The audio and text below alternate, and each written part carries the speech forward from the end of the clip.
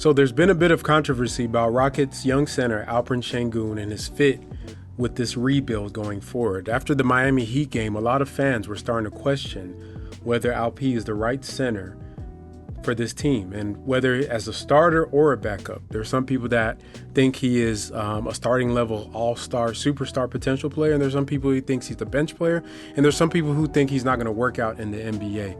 And I think a lot of people are basing this off of very few games, and it's a bit premature for us to make that judgment on him. But I'm going to give you my take on it right now.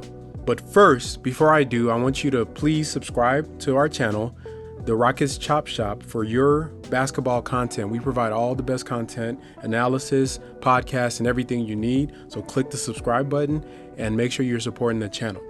Okay, so getting into it, I'm going to start off with a quote by Stephen Silas regarding the Alp fit situation. Coach Silas says, "Alp's strength is having the basketball, and he hasn't had the ball much. He's been a pick and roll player. As we get through training camp, which is still going on, he'll get his post-ups and they'll get his elbow catches, and it'll be more comfortable for him. But he's gonna have to be able to do both. He's gonna have to be able to be a guy that we can go to and can make plays for himself, for his teammates, but also pick, roll, getting the dunker, space, that kind of thing, and have the guys play off him. So that adjustment has been a little bit tough for him, but we'll definitely get there." That was from Coach Stephen Silas regarding Alp. And I think that was a perfect quote that sums it up, really, for what Alp's fit is. The first thing we're going to talk about is has there been enough information for us to make a judgment off of Alp to say whether he fits or not? To me, the answer is a resounding no, right? He started very few games last season towards the end of the year, where he was used as a screener mostly by Jalen and Kevin Porter Jr. So he hasn't really had time to develop and really build that chemistry between what he does and what Jalen and Kevin Porter and the guards like to do.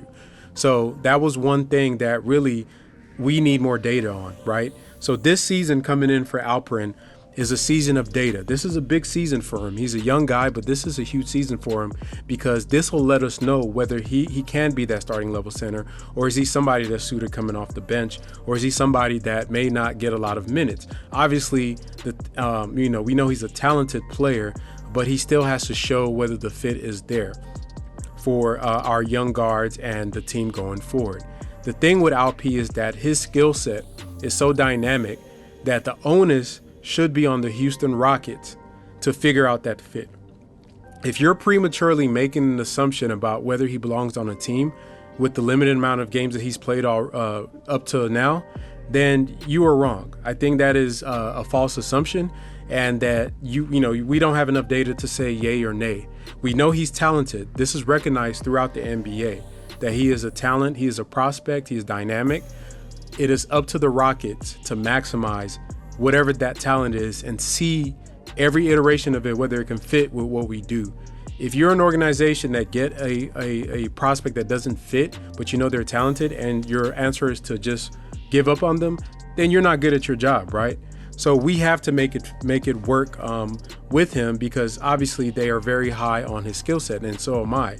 Now, Alp does have limitations, and these are very apparent. We saw one of those limitations in his play against the Miami Heat, which is the fact that he is not the best defensive athlete on the court, right? So the Heat are a team that do a lot of dribble handoffs, and there are a couple teams in the NBA, most notably the Golden State Warriors, that do dribble handoffs.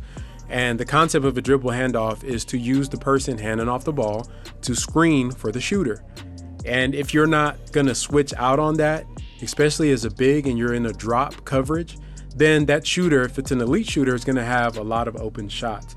There have been a lot of teams that have their centers played off the court, especially in the playoffs, where those buckets are just that much more crucial.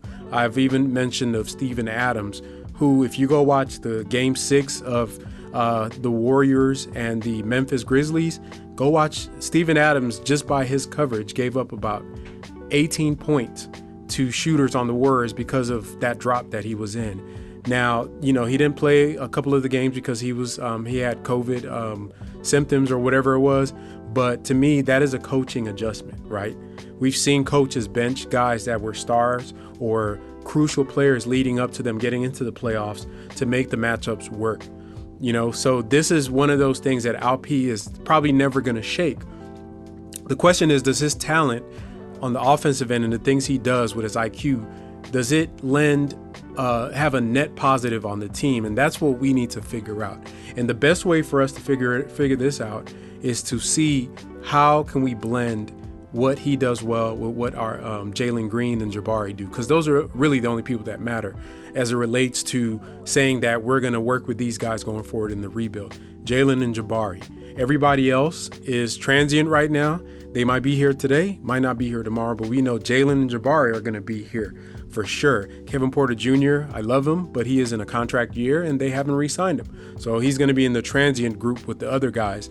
But Jalen and Jabari, we need to know, can they fit with Alp, right? And the quote, from reading what Coach Silas says, where he say that Alp has been doing a lot of pick and roll during training camp, but his main bread and butter has been used to getting his post-up touches. That is something that Alp has to be comfortable doing.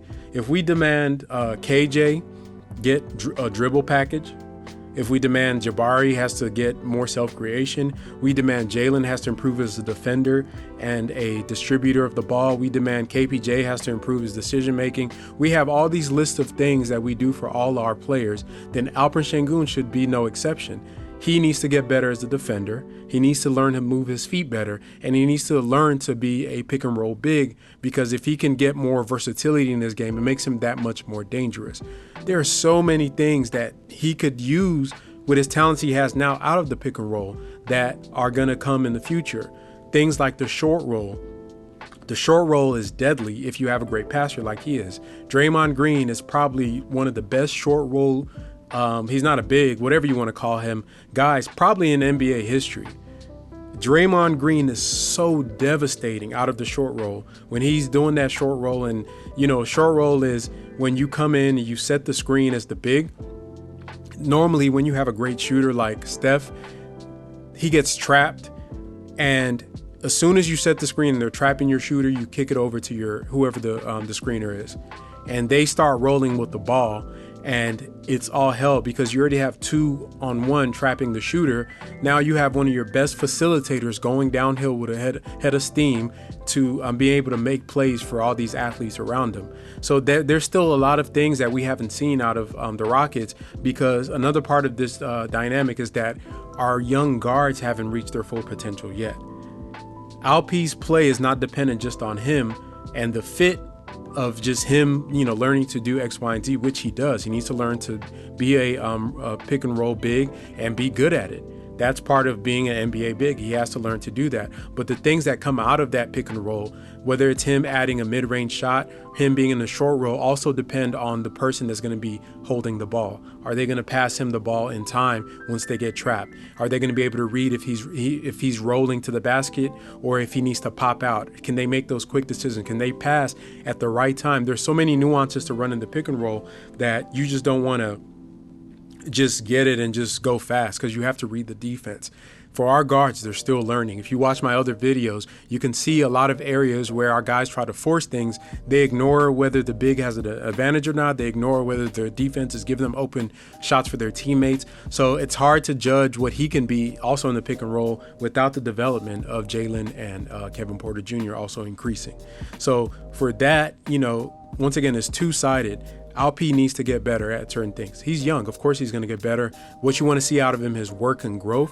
What he is today is not going to be the same player in December, after All-Star break, and at the end of the year. If he can show that incremental growth, then you can work with that, right? But if he's going to just say that all he wants to do is post up and play make out the post, then to me, that's not a winning model. Every player has to add something different to their game every time they get a chance. And I think that he has enough IQ to do that. And I think he's already showing some of the things that he's doing better coming into the season. One of the things that I commended him for was his free throw shooting from night and day from last season. So I like seeing that from young guys, as they kind of grow in the NBA. So it's entirely too early for us to say any judgment. If, after this season's over, And if he's still the same player and that's all he can do is post up and pass out the post, then we can have this conversation again. And maybe the team needs a different type of big, or that we need a traditional rim runner. But right now, let's let him show us. Just the same thing with the tanking thing. Let the kids play. Let them show you. They'll tell you what they want to do, right? We don't know what Jalen's ability is going to be at the end of the year, where we can't make a judgment on what's best for him as a guard. Is it going to be a playmaking big like Alp? Is it going to be a rim runner? Those are questions still left up to be answered. Additionally, when it comes to the defensive side of the ball, with Alp, once again, playing the drop is a team concept. If Tate and Jabari played in that game with Eric Gordon, we might have not looked that bad because they could have helped out and allowed that defense to do what it does. But when even if he suffers against certain teams, don't play him. Don't start him. He doesn't have to start every single game just to say he's the starter. There are times where Jabari may play the 5, where it's Bruno playing the 5, where it's Garuba playing the 5. That's what good teams have. Roster flexibility, and I think Stone has done a great job with that. So let's keep that going. All these guys, they're going to be different every single day. What we see from one game may change from game to game. It's too early, guys. So my big takeaway from this is that I love what Coach Silas said. Alp needs to improve. He needs to add more to his game. He needs to diversify his portfolio as a basketball player, but also Jalen needs to improve. Everybody needs to improve. And I think once we see as they start to mesh going forward towards the end of the year, then we can make a better judgment on whether he's going to be a guy that needs to be a bench player or a starter. But it is too early. We need to slow down. Let these kids play. Let them grow. This is the last year that you're going to have to do all this, because once, this season's over, it's off to the races next year. Next year, they are not incentivized to suck. So we have to start being good. So then these roster building things where you have to get the best players and maximize, that comes into play. But this season is data season. We're collecting data, see who fits, and see what we got with these young guys and see whether they can make some noise or are they still going to be a bad team. Even for the coaching staff, this is a data season. Is Silas going to be the right coach? Maybe it's his system that's the problem, right? You don't try to fit a round peg into a square hole or a square, whatever it is. So we need to figure all of this out. So I would say cool off on the Alp talk. Let the guy make it. Let him learn. Let him show us. Then once he shows us what he is, then we can go from there. If you like what you're listening to, go ahead, like I said earlier, subscribe to the Chop Shop for all the great basketball analysis and content that you need.